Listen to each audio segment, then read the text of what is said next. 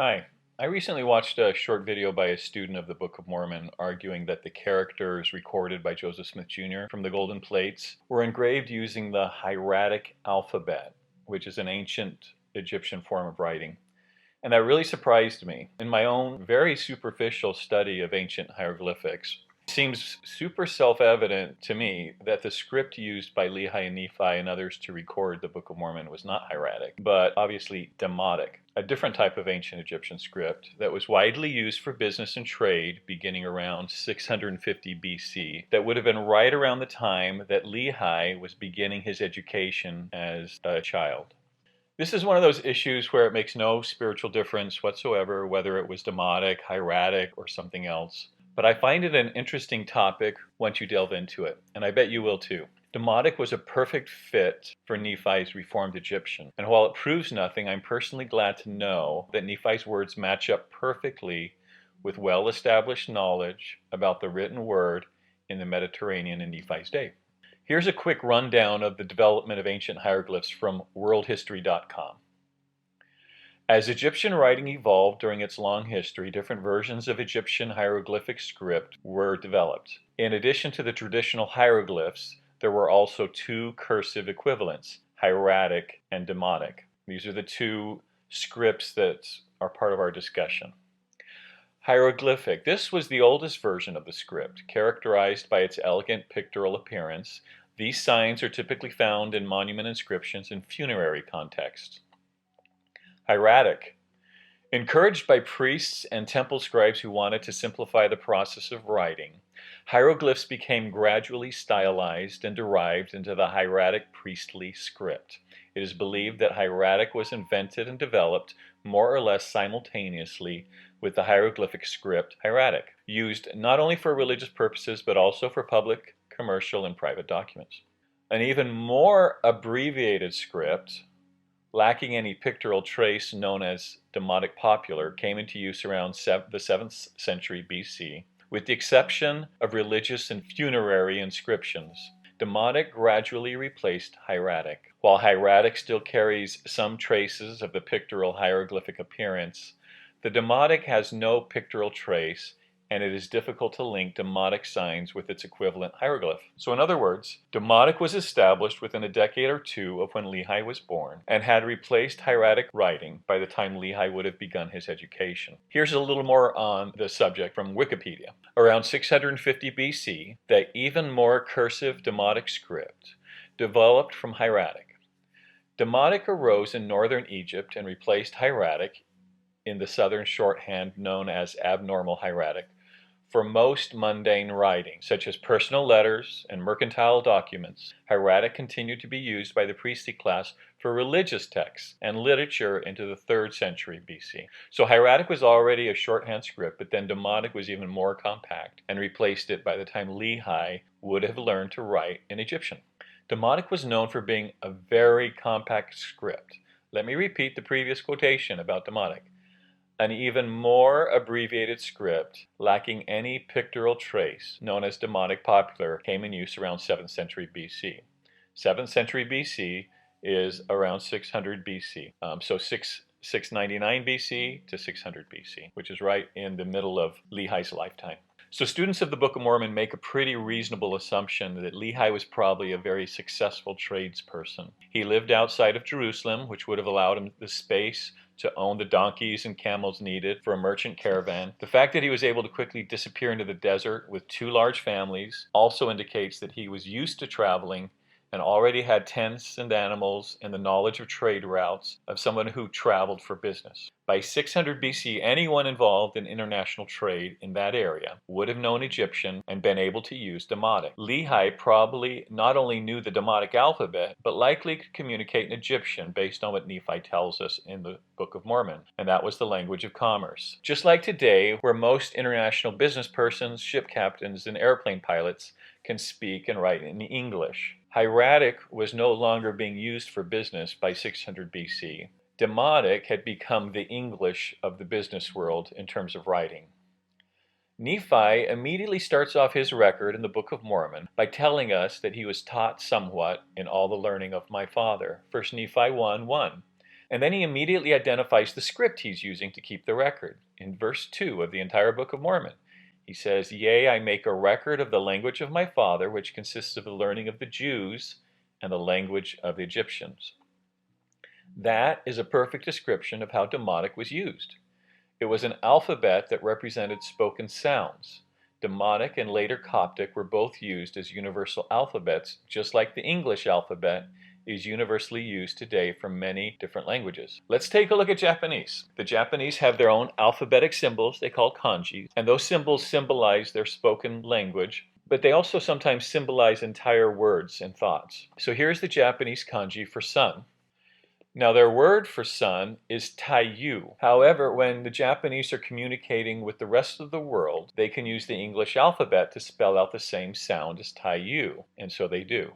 So I speak English, but just because the Japanese spell out taiyu doesn't mean I understand what that word means, even though I can pronounce it. The Japanese are using a combination of their knowledge of their language and the understanding of how the English script is used to record their own language in a new way. This is what Nephi was doing with the Book of Mormon. This is one of the ways Jews use the demotic script, and there's a history of them doing so. So we know demotic was a highly compact script and was also the international standard alphabet in that region. So Nephi was using his knowledge of the Egyptian alphabet, but applied it to his native tongue, which was Hebrew. And Hebrew was already beginning to shift into Aramaic around that time. So using one alphabet to write out how foreign words sound is common with languages, and it's called transliteration. In other words, demotic was reformed or transliterated to spell out Hebrew words to save precious space on metal plates. Did you know that demotic was one of the 3 scripts used on the Rosetta Stone? As I'm sure you know, the Rosetta Stone had the same statement carved into it in 3 different scripts about Ptolemy V and his accomplishments. The script at the top was hieroglyphics. In the middle was demotic, and the bottom was Greek or Coptic. Because more was known about Coptic, Coptic was used to break down how the words sounded. Words like Cleopatra and Ptolemy, which the translator could identify. And then he used that to begin reverse engineering the other hieroglyphics. Coptic came out later than demotic, as the Greeks or the Ptolemies took over Egypt. Cleopatra was a Ptolemy and was actually Greek as well. Coptic was similar to demotic in that it was the way the Greeks who took over the region reformed Egyptian into their language. We've lost the top of the Rosetta Stone, but we can compare the compactness of the 3 languages that were used on it in terms of how much space they used. Hieroglyphs were able to be used both phonetically and as ideograms, meaning one symbol can have a complete meaning and is not only a symbol for a sound, although they were used both ways. For that reason, hieroglyphs could be quite compact, because whole sentences of meanings could be depicted with 1 or 2 symbols. However, on the Rosetta Stone, we can see that demotic took up only about half as much space as the hieroglyphic, which carried the identical message. Compared to the Coptic text at the bottom, the demotic script takes up about 10% less space for the same message. But on top of that, the Coptic script is carved in tiny lettering that's about half the size of the demotic, but it still takes up more space. So in other words, demotic is more than twice as compact as Coptic. And so the Rosetta Stone proves that demotic was an incredibly compact shorthand script. If I were writing on gold plates that I had to mine and fabricate myself, and I knew how to use the demotic alphabet, I know what script I'd be using. After Nephi started using demotic, Moroni was still using it a full 1,000 years later. Not only were metal plates hard to mine, process, and fabricate, engraving thousands of words by hand onto metal plates was probably not that fun. The Book of Mormon record keepers over the centuries had a great incentive to learn this alphabet and to keep using it. In Mormon 9, Moroni is speaking, and he says, "And now behold, we have written this record according to our knowledge, in the characters which are called among us the reformed Egyptian, being handed down and altered by us according to the manner of our speech." In other words, he's using it for their speech. "And if our plates had been sufficiently large, we should have written in Hebrew. But the Hebrew hath been altered by us also. And if we could have written in Hebrew, behold, ye would have had no imperfection in our record." So apparently demotic was more compact than Hebrew. And even here he admits that even Hebrew had been altered by them, and of course it had. Imagine English 1,000 years ago. If we look at how it was written and how it sounded, we would not be able to read it or understand it. They stuck with their metal records, they kept those, and that probably kept their language a little more pure. So 1,000 years later, the Nephites are still speaking Hebrew, but as Moroni admits, even their Hebrew had changed over 10 centuries. In fact, if it weren't for their written record, their original Hebrew would have disappeared altogether, probably. King Benjamin actually gives credit to the plates for maintaining their language, their story, and their use of demotic, or reformed Egyptian. For it were not possible that our father Lehi could have remembered all these things, to have taught them to his children, except it were for the help of these plates. For he having been taught in the language of the Egyptians, therefore he could read these engravings and teach them to his children, that thereby they could teach them to their children, and so fulfilling the commandments of God even down to this present time. The contributors of the Nephite record would have had to learn the classic Hebrew and the demotic alphabet in order to read and contribute to the plates. And it's unlikely that the general public would have been able to do that.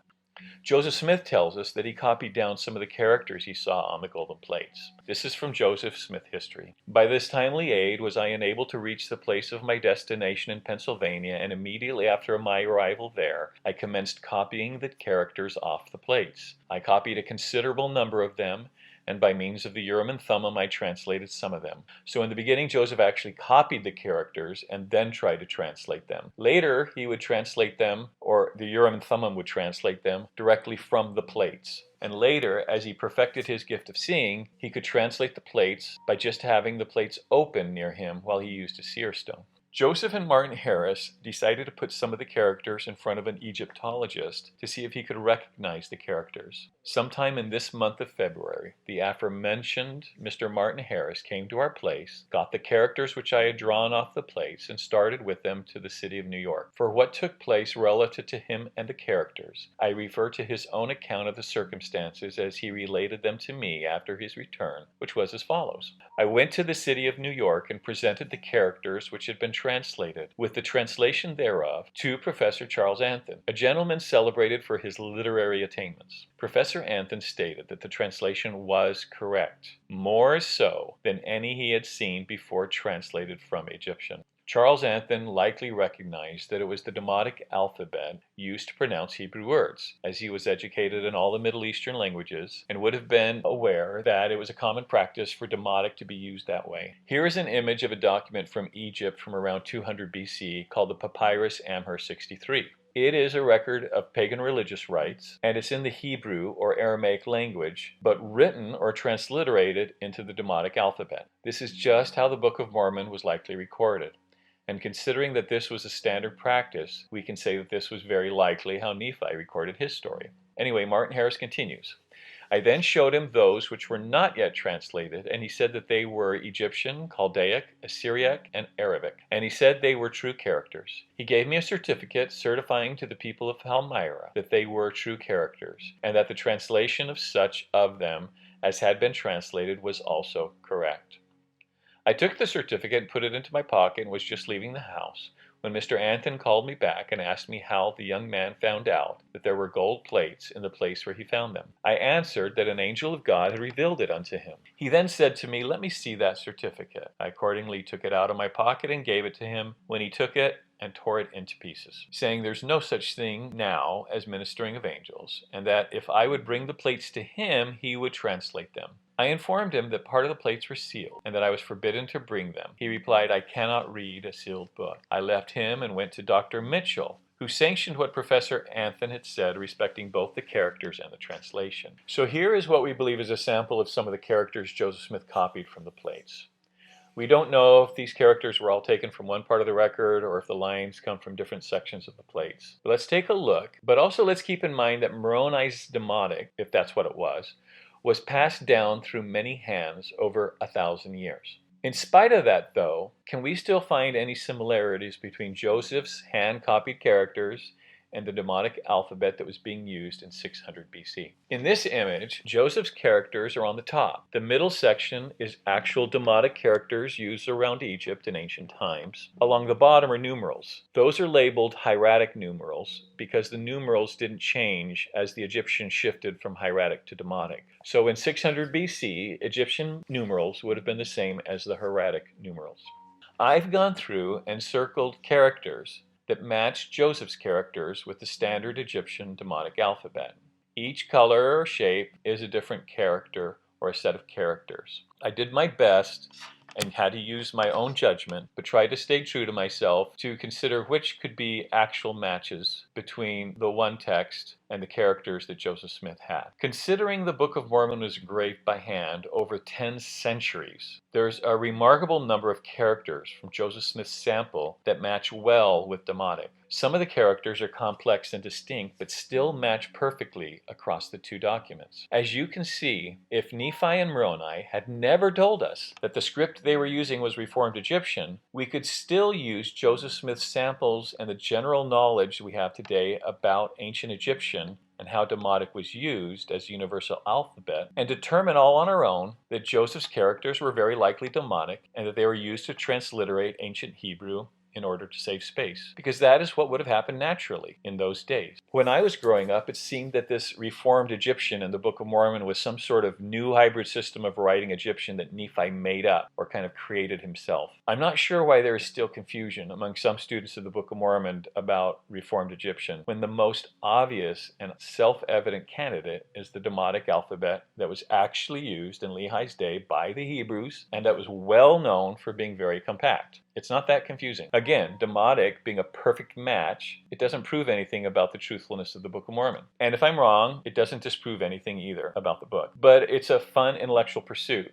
And for me, it only adds to my testimony that the Book of Mormon is just what it claims to be. An ancient record of God's dealings with his people who he led to North America as a new promised land. Let me know if you agree or if you think I'm missing something here. And if you got something from this video, please give it a like so that more people will see it. Thanks.